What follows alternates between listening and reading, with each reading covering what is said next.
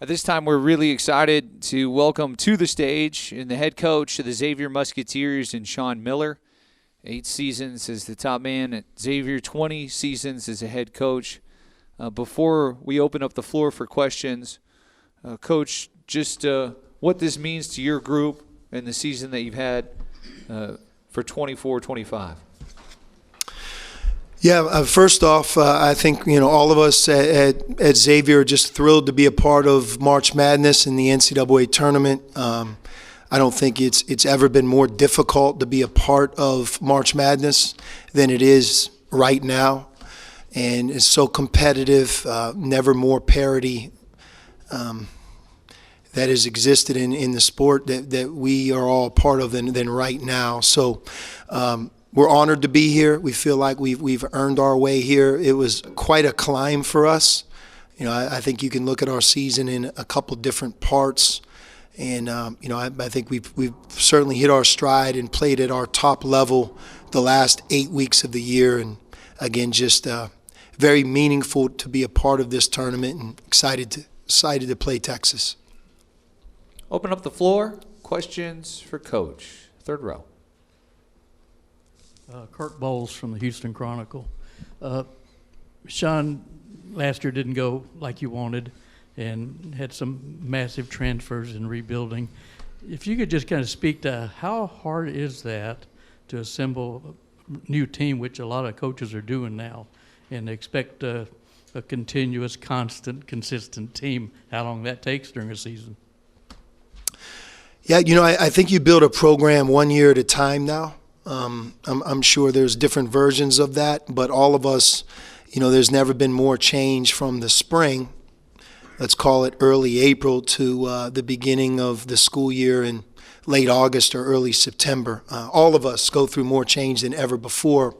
So I think as you learn to adapt and evolve and grow, what works at Xavier may be different at another school. So, my mindset is what works best for our program here at Xavier, and it does take longer to build a team, especially when that group comes together. I think the summer's more important now than ever, but at the end of the day, it still comes down to building a together group, a culture, bringing them together, and trying to play for that name on the front of your chest. Playing this game for the win, and to be a part of something that's truly bigger than yourself, bigger than your individual goals. And, I think all of us try to bring that out in our young people that we coach. And to have a team that's truly like that, I think that gives you a great opportunity and advantage. And for us, back to your first part of your question, a year ago we had some amazing injuries, crazy injuries. And, that made, I think, the climb from this spring to where we are today even that much more satisfying, because a couple of the guys that had season-ending injuries a year ago are on this year's team. And I think part of the joy that we experience right now is to see how far they came, not just this season, but in their own story, to fight through all the different things that they went through, and to be here with us today. Second row on the end. Shelby Gerber with the Cincinnati Enquirer. So you have the press conference Sunday. How quick do you hit the ground running with film and scout, and what stands out the most to you about Texas? You have to hit it right away. You have all the resources and the ability. I mean, if I said I'd like to see every three-point shot that Texas made from the SEC this year, I'm sure I could have had that loaded in about 15 minutes real time, So with the staff that we have and all the technology, man, you can really get into it right away. But I think Texas played against them 2 years ago. I don't believe they have a single player on their team this year that played against us. We have one, Jerome Hunter. So the faces have changed, but I think Rodney Terry and his team, they pride themselves on the defensive end. Tough-minded defense. They do a good job of defending, and I think that their defense, like a lot of teams in the Big East, when they're flying around and playing together, it leads to transition, which I think could be their best offense, right? So they get out in the open court and they make you pay. I think they do an outstanding job there. Johnson, their freshman, speaks for himself. If you lead the SEC in scoring this year and you're a freshman, I don't have to say anything more. He's one of the best players in college basketball. And I believe that they have good depth and a great surrounding cast as well.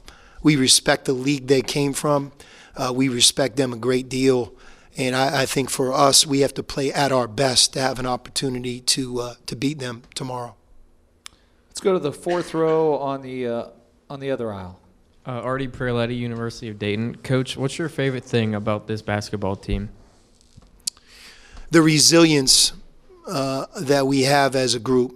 If you go through the storylines, Zach Fremantle, 3 season-ending injuries, 3 season-ending surgeries, and we thought we lost him again this year. We ended up playing without him for 3 weeks. To watch him stay with us from start to finish, overcome all of those things, get his college degree, be an All Big East player in his last year, and it end here in the NCAA tournament. If you can't find some joy in that story, there's something wrong with you. There's a guy like Ryan Conwell who a year ago played at Indiana State, and I know Ryan has a couple of teammates on Texas's team. Those guys went through a Selection Sunday show a year ago after winning 30 games, and it didn't go their way. They were left out of last year's NCAA tournament. And, here we are a couple days ago at another Selection Sunday show a year later for him. And you're looking at him saying, man, I hope it goes different than it went a year earlier for him. And it did. And just to see the joy on his face and you could tell how much it meant, right? So we are a resilient group filled with different stories, and we stuck with it this year.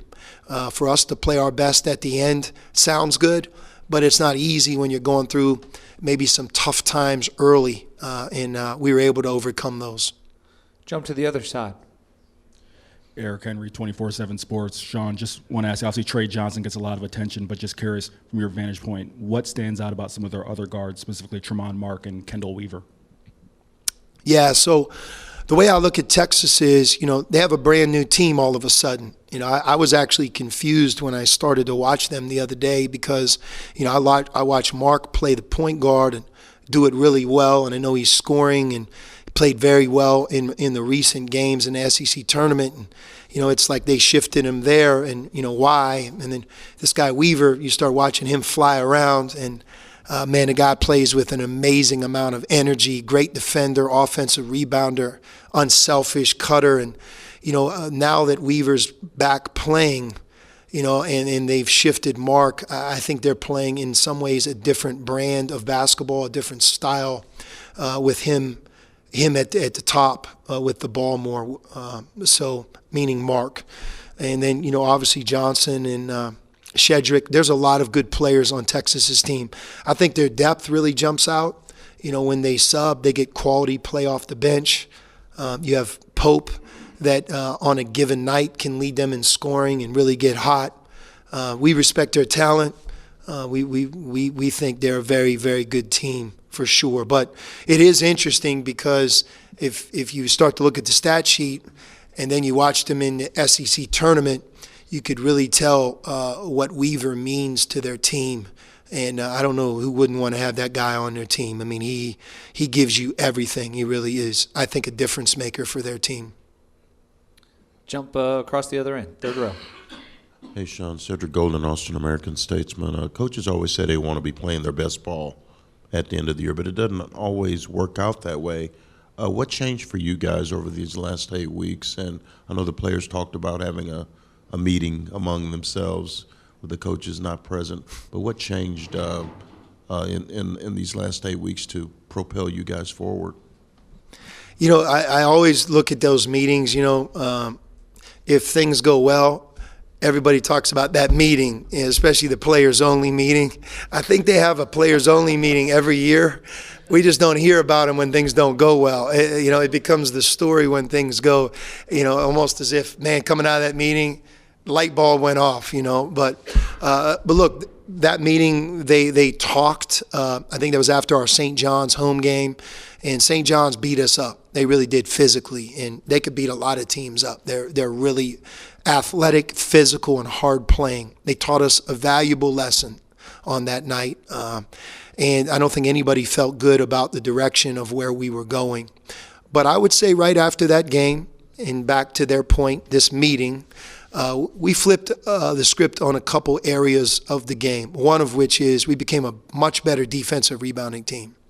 You know, at one point we struggled to get a big rebound, and we became good. As a matter of fact, at the end, we actually became one of the Big East's best defensive rebounding teams. That's not as easy to fix, and I give our team a lot of credit for being better in that area. I also think that when Zach Fremantle got injured for us this year, he missed 3 weeks. When he came back, it's not like you just snap your finger and he's back and everything goes good. We then went through like another adjustment period.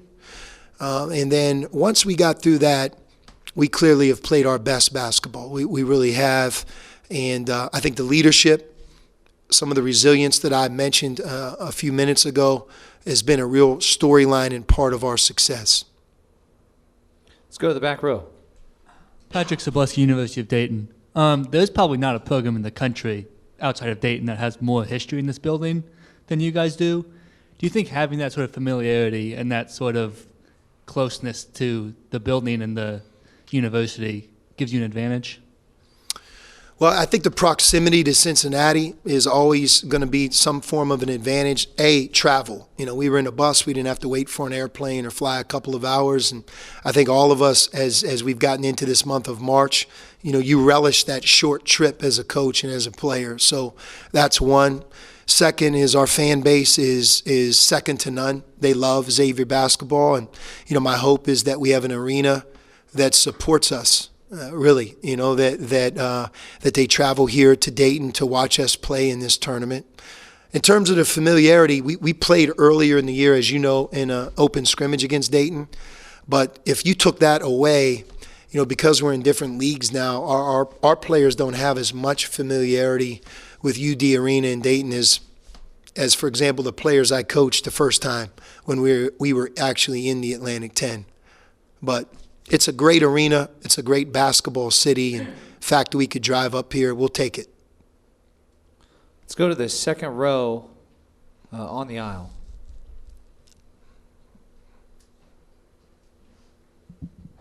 Marcus Hartman, Dayton Daily News. You mentioned it. What are some of your memories of coaching here and being part of that rivalry, just kind of looking back? And I guess secondly, do you have any concern that maybe, you know, this won't be, you're hoping you're going to bring some fans, but maybe some of the neutral fans won't be neutral in your game? I would have a hard time believing that. There's no way. My memories of UD Arena, you know, simple. First of all, my brother was the coach here, and, you know, he took Dayton to an Elite Eight. I think that's a great memory for my family. And because of that, Dayton always has a special place in my heart. I think the best national anthem that I've ever heard is played on a saxophone by Dr. Willie, which was always played prior to the Xavier Dayton game. If you've never heard him play the national anthem, there's nothing like it. That's what I think of. But the biggest memory of coming here for me is we played in the Atlantic 10 tournament. I was the head coach at Xavier the first time. Dayton and Xavier both in the A10 at the time. And we came up here needing to win 4 games in 4 days. At that point in college basketball, I don't believe a team had ever won 4 games in 4 days and won their conference tournament. St. Joe's was here. They were number 1 in America. They were 30-0. Dayton was very good. And in fact, we won 4 games in 4 days, cut the nets down, and went on to the Elite Eight. We lost to J.J. Redick and Duke, Coach K in Atlanta. And it was an incredible run. I think it was 2004, if I'm not mistaken. And of all the teams that I've been a part of, I don't know if I've ever been on a magical run like the one that team went on for those last couple of months. As a matter of fact, we talk about it with this year's team.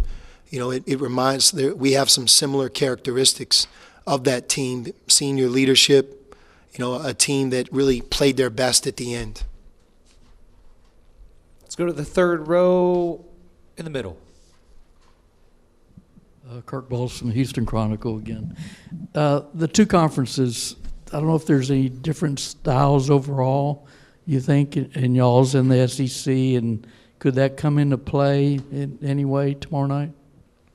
I mean, I've been watching the SEC tournament, and really Texas in general, and obviously the SEC had a historical year. The quality of coaches, quality of players, quality of teams, the athleticism and physicality, it just jumps off the TV. We have great respect for the conference they came from and the games that Texas had to play and win to get here to this tournament. I mean, it's awesome to watch. And then I'm going to say the league we play in, the Big East, in my mind, it's so special. College basketball is the thing in our league, and everybody, all eggs are in that basket. We have some great storylines in our conference this year. The two-time defending national champs, UConn, Coach Pitino and the rise of St. John's, Marquette and Creighton are terrific. We had the nation's leading scorer, Dixon at Villanova, and obviously us being the fifth team that made the tournament. So we also play 20 games. We beat each other up, 10 at home, 10 on the road. And if you watch our conference tournament in Madison Square Garden, it's really indescribable. I cannot give you words of what it feels like to play in that tournament. And just coming from there, we have a lot of pride in representing the Big East, and we realize that's on full display tomorrow night. That's part of the pride of the game, of us being able to represent the conference we come from against Texas and the SEC. We'll jump across the aisle, third row on the end. Caleb Zaffe, University of Dayton. How would you describe the identity of this year's Xavier team? I'm sorry? The identity of your team. Oh, the identity?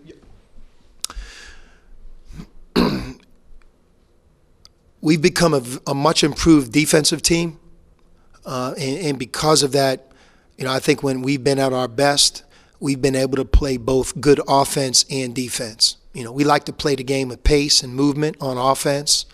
We utilize the three-point shot.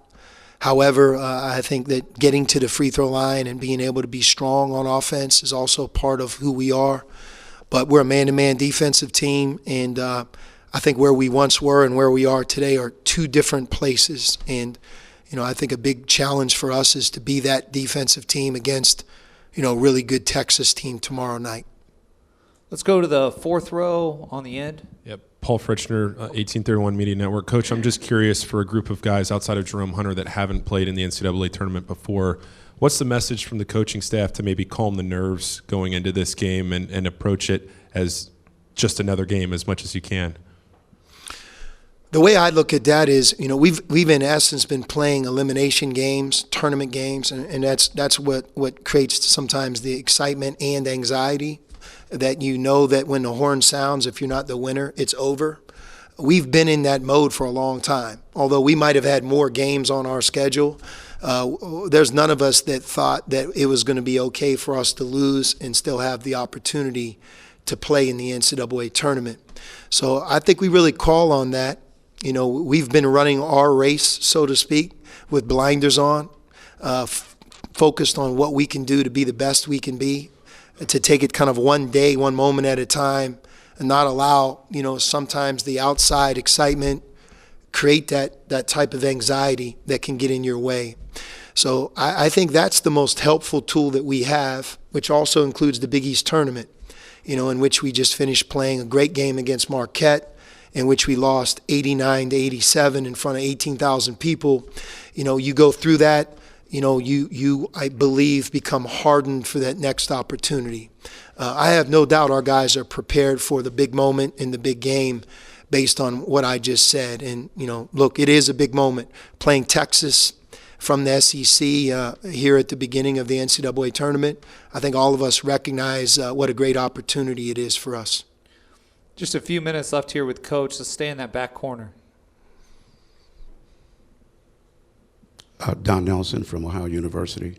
Coach, with the uncertainty of not getting here over the last couple of weeks and being from Cincinnati, watching all the local sports stations that interviewed you, you didn't look too good. You okay now? I'm not sure how I take that. I didn't look too good. I probably don't look good right now. That's who God made, right? Me. But No, look, you try to take it one day at a time. You feel the stress through your own players, and that's really where your heart is. Just you want it so badly for everybody, coach, me, staff, fans, our administration, our university, but it all starts and stops with the players you coach. To watch careers end in the NCAA tournament, there's a huge difference for that player's experience. I go back to my own experience as a player.